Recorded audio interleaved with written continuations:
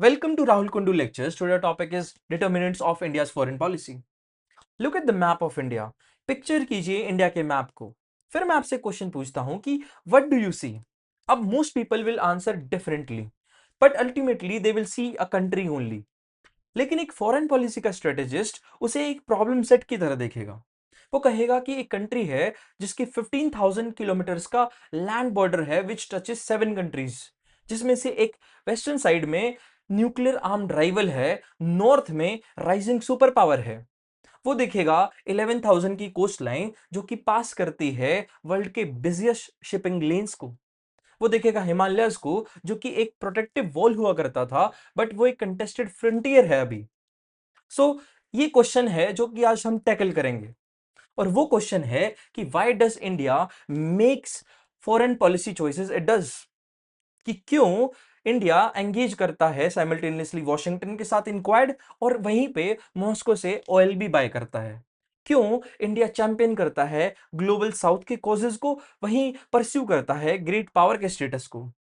क्यों India balance करता है कॉन्टिनेंटल डिफेंस इंपेरेटिव्स को against maritime aspirations. The answer lies in understanding three fundamental pillars. और वो थ्री फंडामेंटल पिलर्स हैं ज्योग्राफी, हिस्ट्री और इकोनॉमिक्स. अब ये कोई एकेडमिक कैटेगरीज नहीं है सिर्फ, they are invisible forces that shapes every diplomatic decision India makes.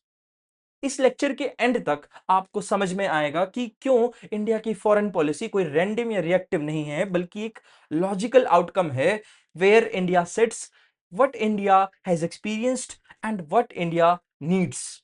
अब इंडिया के डिटरमिनेंट्स बहुत हो सकते हैं फॉरेन पॉलिसी के, but let's begin with the most permanent of these pillars.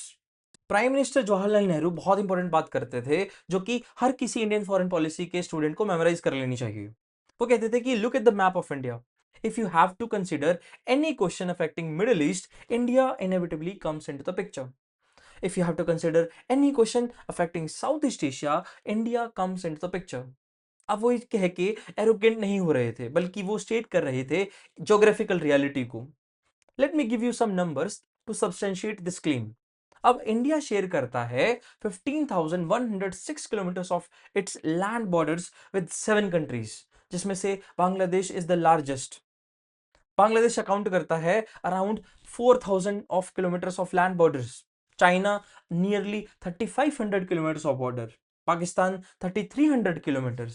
फिर आता है Nepal, Myanmar, Bhutan and technically also Afghanistan via PoK. अब now here is the crucial insight. Unlike Japan और ब्रिटेन के जो कि एक आइलैंड नेशंस हैं, या तो यूनाइटेड स्टेट्स के जिसके पास फ्रेंडली नेबर्स हैं और दो ओशंस हैं उसको बचाने के लिए, इंडिया फेस करता है potential threats from multiple direction simultaneously. इसे ही स्ट्रेटेजिस्ट कॉल करते हैं टू फ्रंट चैलेंज. यानी कि इंडिया ही एक मेजर पावर है जहां पे उसे पर पोटेंशियली साइमल्टेनियस कॉन्फ्लिक्ट डील करने पड़ सकते हैं दो तरीके से, दो न्यूक्लियर आर्म्ड स्टेट्स से. K Subrahmanyam, the father of Indian strategic thinking, कहते हैं कि इंडिया को मेंटेन करनी चाहिए forces capable of deterring China and Pakistan, jointly करो या individually. And if deterrence fails तो रिपेल करना चाहिए एग्रेशन को. अब इसे सोचिए, इमेजिन कीजिए कि इसका मतलब डिफेंस बजट्स पे क्या होगा, मिलिट्री डॉक्ट्रिन पे क्या होगा, या डिप्लोमेटिक बैंडविड्थ पे क्या होगा. Now let's talk about Himalayas. Centuries तक 24,000 किलोमीटर की वॉल प्रोटेक्ट करती है इंडियन सब कॉन्टिनेंट को फ्रॉम लैंड इन्वेजन. ब्रिटिशर्स आराम से सो सकते थे knowing that know army would cross these peaks. लेकिन फिर आता है 1950, जब चाइना एनेक्स करता है तिब्बत को, और सडनली चाइनीज फोर्सेस होती हैं इंडिया के डोर स्टेप्स पे, और बफर वॉज टोटली गोन. फिर आता है 1962. अब ये प्रूव करता है कि सिर्फ थ्योरेटिकल चीज नहीं थी. चाइना ने फोर्स ओवररन किया इंडियन की पोजीशंस को इन अक्साई चिन एंड नेफा, जो कि आज अरुणाचल प्रदेश है. आज 3,400 किलोमीटर की जो लाइन ऑफ एक्चुअल कंट्रोल है, that is undemarcated. China occupy करता है around 38,000 square kilometre of Aksai Chin, और बीजिंग क्लेम करता है 19,000 square kilometre of Arunachal Pradesh as it what it calls south Tibet. और फिर दूसरी बात आती है सिलीगुड़ी कॉरिडोर की, जो कि समटाइम्स इज कॉल्ड चिकन्स नेक। सिर्फ 21 किलोमीटर वाइड है, और यही एक सिर्फ एक जरिया है लैंड कनेक्शन का between the mainland India and 7 north eastern states. अब अगर चाइना ने कंट्रोल किया डोकलाम प्लेट्यू को, that ultimately threatens the corridor. अब यही हमें बताता है कि क्यों 2017 में 73 डेज तक ये स्टैंड ऑफ चला इंडियन आर्मी का और चाइनीज आर्मी का। But geography is not only about vulnerability, it is also about opportunity. India की कोस्ट लाइन जो कि 11,000 किलोमीटर के आसपास है, वो ओपन अप होती है इंडियन ओशन में, जहां से 90% of global trade by volume passes.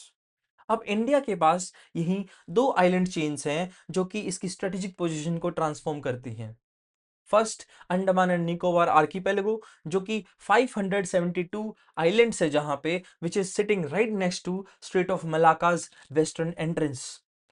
वहां पे ग्लोबल मैरिटाइम ट्रेड का 25% और चाइना ऑयल इंपोर्ट्स का 80% पास करता है। As navy chiefs put it, वो कहते हैं कि ये island entire sea of lines of communication को मॉनिटर करते हैं इंडियन ओशन रीजन की। And that's why India established its only tri service command there in 2011। दूसरी तरफ है लक्षद्वीप, जो कि अरेबियन सी में है, which monitors routes from Suez and Persian Gulf. अब recent naval facility developments, their signals intensifying attention to this frontier also. अब this is what scholars call India की लैंड सी की duality, a bridging state connecting West Asia with South East Asia, Central Asia with Indian Ocean littoral.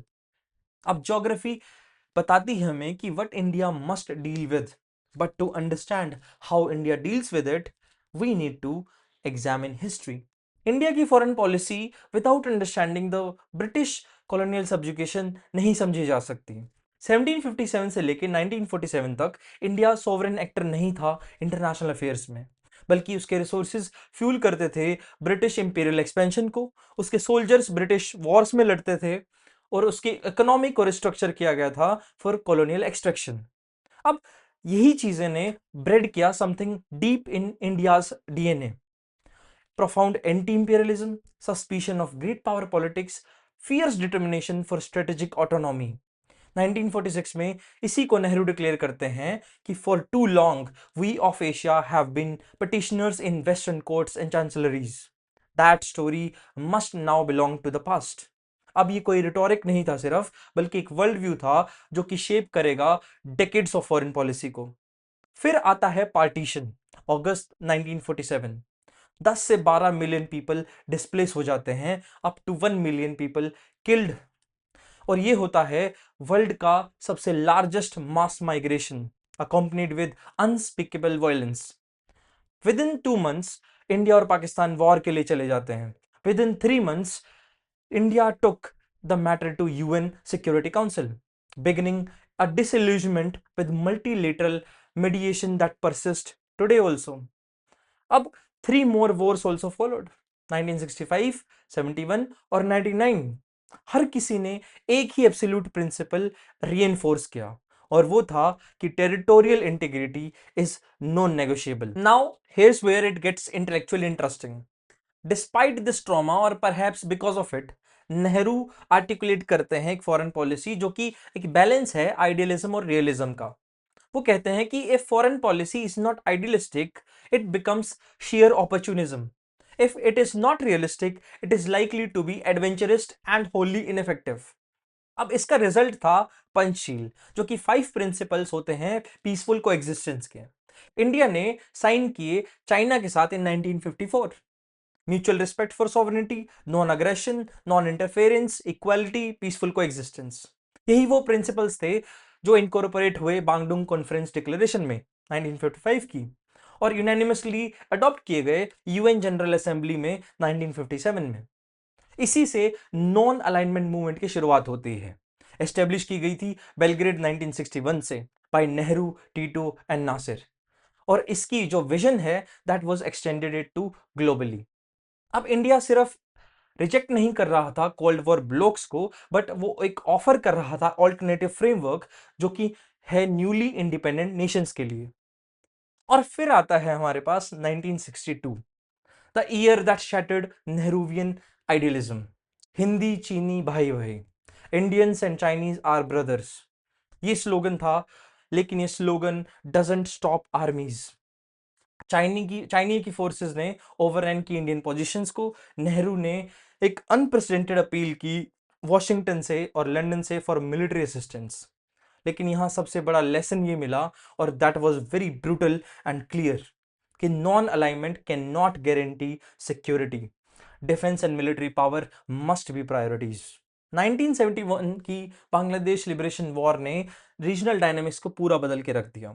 अब जो India Soviet treaty हुई थी 1971 में, वो mark करती है departure of pure non alignment. Moscow ने इंडिया की हेल्प की to veto UN cease fire resolutions भी। जब यूएस ने अपनी शिप्स भेजी बे ऑफ बंगाल की तरफ, तो सोवियत ने उसको डिटर करने के लिए अपना फ्लोटिला भी भेजा। और अल्टीमेटली जनरल नियाजी की 93,000 स्ट्रॉन्ग ट्रुप आर्मी ने सरेंडर किया in front of India. And that changed one thing. It established India as South Asia's dominant power. अब हमें यह भी समझना पड़ेगा कि जब निक्सन का टिल्ट हुआ पाकिस्तान की तरफ, that also generated lasting mistrust between India and US के रिलेशनशिप्स में। और अल्टीमेटली इन 1991 जब सोवियत यूनियन का कोलैप्स हो गया, तो जो इंडिया की जो प्रिंसिपल स्ट्रेटेजिक पार्टनरशिप थी, वो भी उसके साथ कोलैप्स कर गई। इसी को एक एक्सप्रेशन को समझने के लिए हम पीएम गुजराल के क्वेश्चन को समझते हैं, जो पूछते हैं वो कि non alignment is a mantra we keep repeating, but who are you going to be non aligned with, against basically. So ये हमें लाता है अब थर्ड पिलर की तरफ, and perhaps the most transformative force in contemporary Indian foreign policy. जुलाई 1991, India का foreign exchange reserve सिर्फ 2 से 3 वीक्स तक का इंपोर्ट्स और कर सकता है। फिस्कल डेफिसिट 8.5% है ऑफ जीडीपी, इन्फ्लेशन नियरली 17% है, and India was days away from sovereign default. तब prime minister Narasimha Rao and finance minister Manmohan Singh launched the LPG reforms, liberalisation, privatisation and globalisation. अब ये सिर्फ इकोनॉमिक पॉलिसीज नहीं है, बल्कि फंडामेंटली रीओरिएंट करती हैं इंडिया की ग्लोबल एंगेजमेंट को। But economic transformation created new vulnerabilities और न्यू इंपेरेटिव्स भी। इंडिया 88% अपना क्रूड ऑयल, जो कि ऑल टाइम हाई है, वो इंपोर्ट करता है।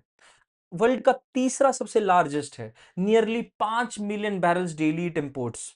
तो इसका मतलब एनर्जी सिक्योरिटी ड्राइव करती है डिप्लोमेटिक एंगेजमेंट को, रिगार्डलेस ऑफ जियोपॉलिटिकल अलाइनमेंट। और यही एक्सप्लेन करता है one of the most striking features of contemporary Indian diplomacy.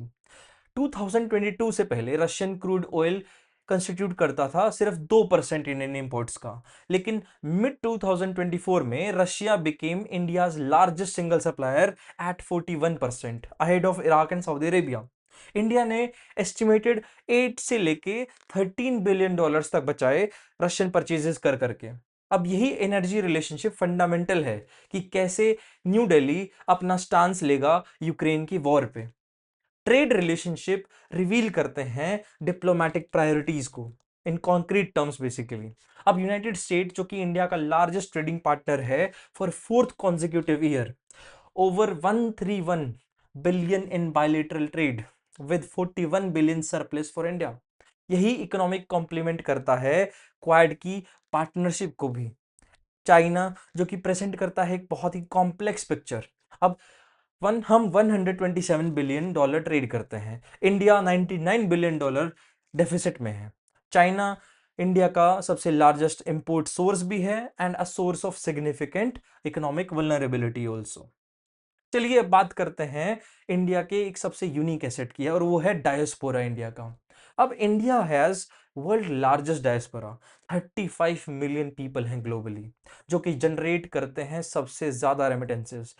129 से लेके 135 बिलियन डॉलर एनुअली भेजते हैं इंडिया में, जो कि एक्सीड करता है इवन एफडीआई को भी, और रिप्रेजेंट करता है over 14% of global remittances flow. लेकिन डायस्पोरा का influence extend beyond money. 24 Fortune 500 के जो कंपनीज के सीईओज हैं वो इंडियंस हैं। 6 Indian origin members serves in US Congress भी, like figures like Satya Nadella, Sundar Pichai, Kamala Harris personifies diaspora soft power. और इंडिया ने ट्रांसफॉर्म कर ली है अपनी एड रेसिपेंट से बन के वो हो गया है अब डोनर भी, extending 48 billion in development assistance to 65 countries since 2000। अब ये जो साउथ साउथ कोऑपरेशन है, model emphasised demand driven partnerships without conditionalities, contrasting explicitly with western donor जिनका अप्रोच होता है एडवांस करने का खुद के इंटरेस्ट को, बल्कि इंडिया कर रहा है इंडिया का global south leadership campaign. So what we have learn today, 3 की टेकअवेज हैं। पहला, ज्योग्राफी इंडिया को परमानेंट चैलेंजेस देती है, टू फ्रंट डिलेमा हो, हिमालयन फ्रंटियर हो या मैरिटाइम की अपॉर्चुनिटी हो। So these admit no diplomatic solutions, only strategic management. दूसरा, हिस्ट्री प्रोवाइड करती है साइकोलॉजिकल फाउंडेशन, वो एंटाई इंपेरियलिज्म सॉलिडारिटी हो, पार्टीशन का ट्रॉमा हो या लेसन्स हो जो कि 1962 और 1971 से मिले। So these constrain and enable policy choices. तीसरा, इकोनॉमी जो कि इंक्रीजिंगली ड्राइव कर रही है अपनी एंगेजमेंट प्रायोरिटीज को, एनर्जी डिपेंडेंसी हो, ट्रेड बैलेंस हो, डायस्पोरा रिसोर्स हो जो कि शेप कर रहे हैं रिलेशनशिप को independently of ideology. External affairs minister Jaishankar इसको इस डॉक्ट्रिन को परफेक्टली पुट करते हैं। वो कहते हैं, this is the time for us to engage America, manage China, cultivate Europe, reassure Russia, bring Japan into play, draw neighbour in, extend the neighbourhood. So that's not contradiction, ये multi alignment है, that's strategic autonomy in action. और ये logical outcome है geography, history और economy का converge करने का। So thanks for watching, please subscribe and share, see you in the next one.